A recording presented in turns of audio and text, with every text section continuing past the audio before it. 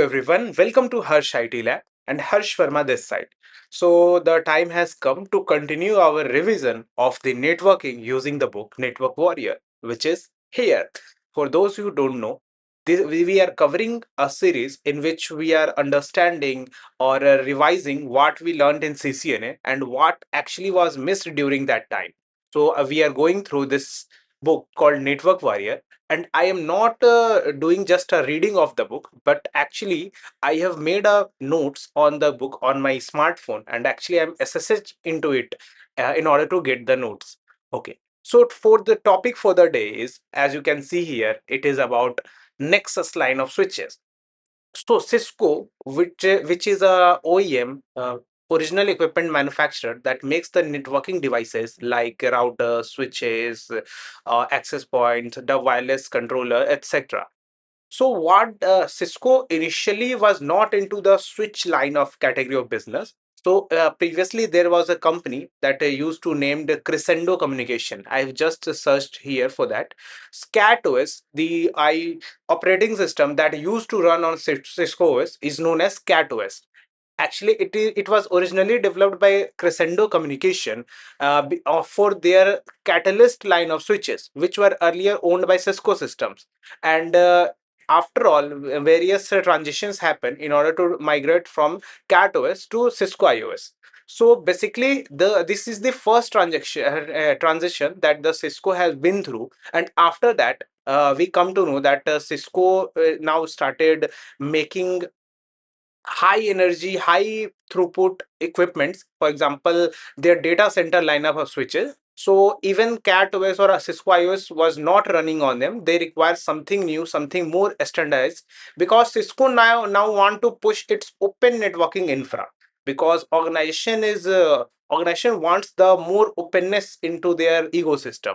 So that's why Cisco opt for a Nexus line of switches, and it runs the NXOS, which I think an abbreviation of Cisco Nexus OS. Okay, so this book, the particular chapter in this book, which is, I don't know, I have not written the name of the chapter, but the next session of the book actually guides through how iOS or Cat OS is different from a Nexus OS.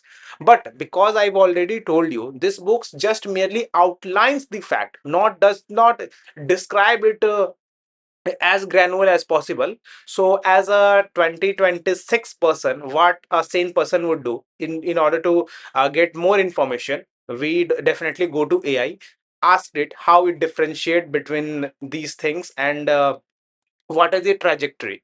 So before doing that, let me first go through the reading of the things that I've noted from the book that I think that it's worthy to share.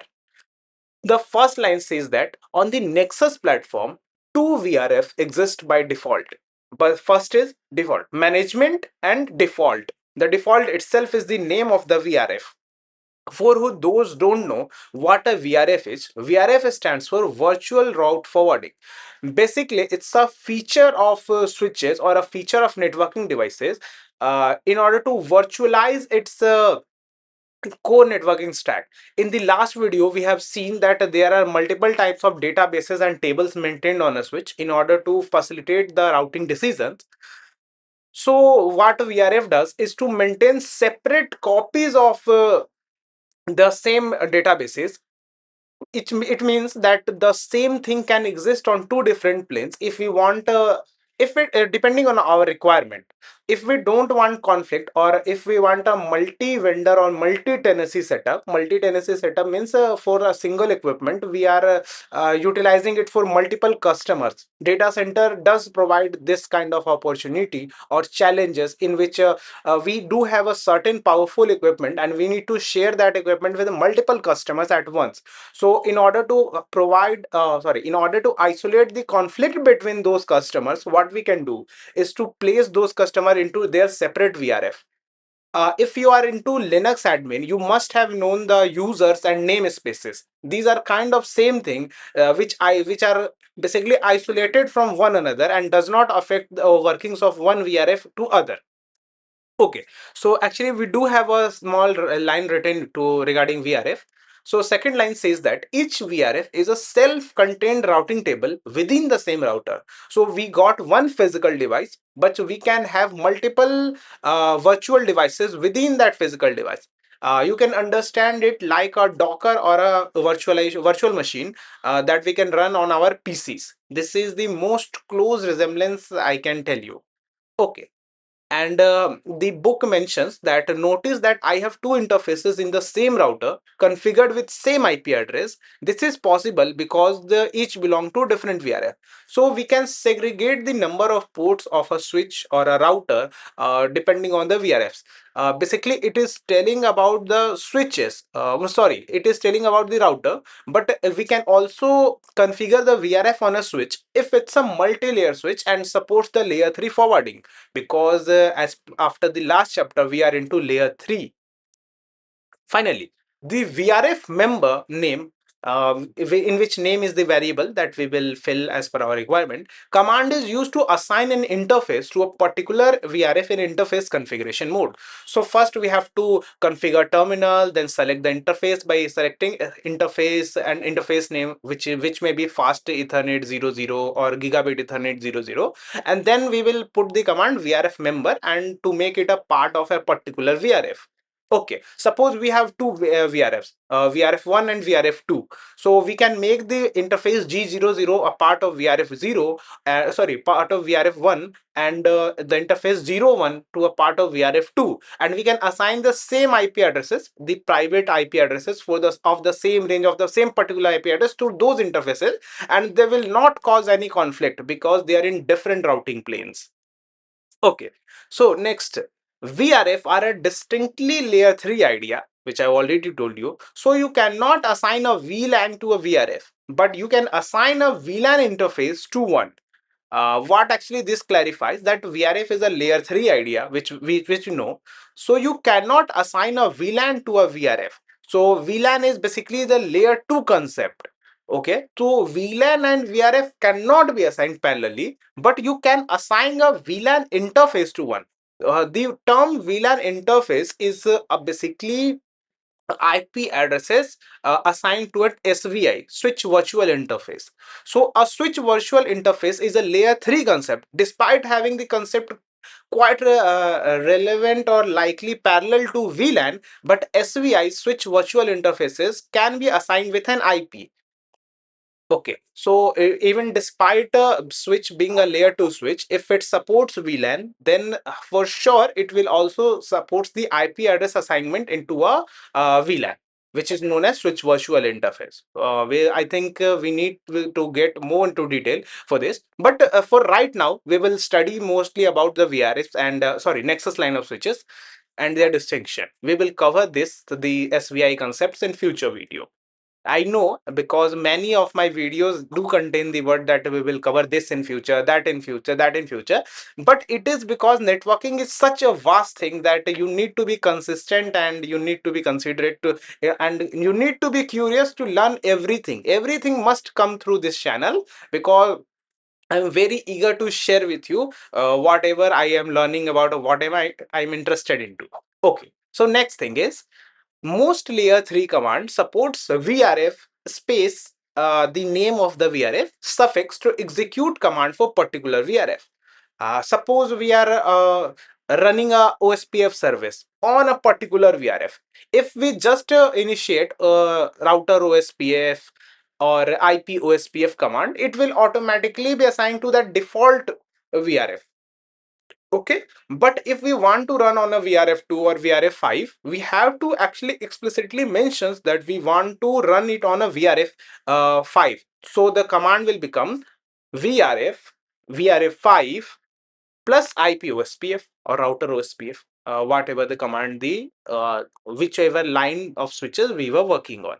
Next, in order to not to write the VRF and VRF name command every time, because sometimes a VRF name command may be lengthy and you want to avoid this. So what we can do is to set up context for our current environment, that every command we want to run will automatically applies to that particular VRF. We use the command routing context VRF name for a single and first time, and then it will set the context of our future command to that particular VRF. Okay, so the line says that routing context VRF name command is used to change the current VRF and effect of all the subsequent command to mentioned VRF, which is just what I said. Okay, now like every sane person in 2026, let's go through the chat GPT or any LLM that you prefer. It is currently set to GPT 5 mini, and just to get an overview how the CatOS or Nexus line of switches differ. So their purpose are different because as I've just told you, the Nexus line is built for data center, while CatOS is basically the core enterprise switches. And because CatOS is now a legacy operating system, but still we need to learn this because multiple organizations must be running this OS as their main infra.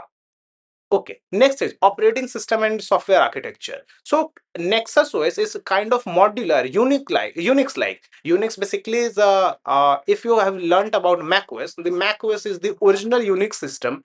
Uh, by the way, Linux is basically a clone of Unix, which was made with an intention in order to celebrate the free software, so everyone can utilize their own things, develop their own distros, etc. They develop their own programs and run. So it Linux does not comes with restriction, but Unix is a proprietary stuff, and Cisco being a OEM loves its proprietary nature. So it is Unix like nature, which supports the process isolation, basically every modern feature that you expect from a modern hardware. While CatOS is very monolithic, device centric, simple, specific OS. Device specific means the cat OS need to be developed as per the hardware for the switch. Okay. Next is features and protocols. The Nexus supports the advanced data center features like virtual extensible LAN, EVPN, OTV. Actually, I have not heard of OTV or Fabric Path, but I do heard about MLAG, extensive quality of service. MLAG is basically multi-link aggregation group of telemetry, the information that is sent to Cisco or the setup server in order to get the logs, etc. Hardware virtual extensible LAN offloading. Basically, it's a hardware chip, a six application specific circuit in order to smooth out the VXLAN routing, etc. VPC, which stands for Virtual Port Channel, which we discussed in the previous video. Robust virtualization and automation. The auto virtualization and automation features that we talk about a bit recently, and CatOS, which supports the basic L2 L3 switching for its time, VLAN, STP, basic routing, and fewer modern protocols with their limited support for virtual extensible LAN or EVPN. We will see what EVPN is about. Okay, next is Lexus line of switches offers the high throughput and forwarding scale of up to 10, 25, 40, 100, 400 GBE. But basically, CatOS switches are not of that much throughput. Mostly you will find the CatOS switches with an RJ45 ports because it's kind of legacy networking. But Nexus line of switches mostly consist of the SFPs, of which we have must seen the speeds here, which is around 125 for 40 100, which is not possible via normal copper cable, normal Cat 6 cable. Okay. Next is management and programmability. So Nexus switches supports command line, REST, Nexus की अपनी खुद की API, Python scripting, automation using the Ansible, Chef, etc. While the CatOS is CLI oriented and prefers or have limited programmatic interface. So it's a kind of basic thing. Okay, and Nexus supports the features like virtual device context. Actually, I've not heard it, no, neither for I have heard about ISSU or VPCM lag. Yes, I do heard about it, VPCM lag for link aggregation and overlay fabrics. But CatOS supports only the basic redundancy, which is a part of CCNA, so it must be known. We talk about things STP. I've already talked about STP in last video or the last video.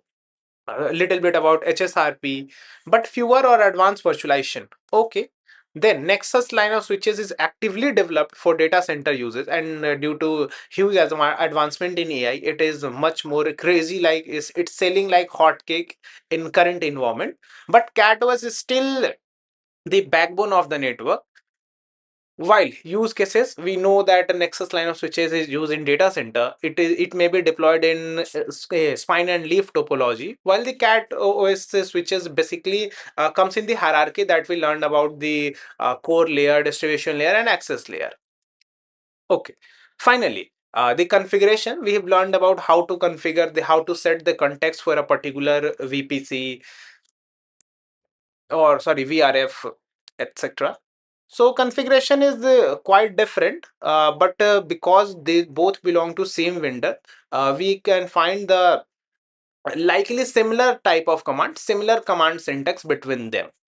And yes, I also want to tell you that every feature that a device supports is likely to be already enabled in CatOS or iOS, but it need to be enabled by featuring a command called feature and the name of the feature. For example, OSPF is a feature. I know it's a routing protocol, but in context of Nexus OS, it's a feature. So we first need to enable it by issuing the command feature OSPF. Then after the enablement of that routing protocol, now we can configure it. So that's a thing that NextOS does. Okay, that's all for this video. And thank you for watching. Thank you for joining. And see you in the next one.